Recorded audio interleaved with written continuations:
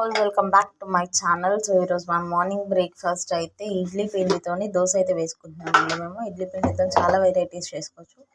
So మేమైతే దోశ చేసుకుంటున్నాము. So దీనికి కావాల్సింది అయితే పచ్చిమిర్చి, ఆనియన్ అండ్ జీలకర్ర అండ్ కొంచెం సాల్ట్.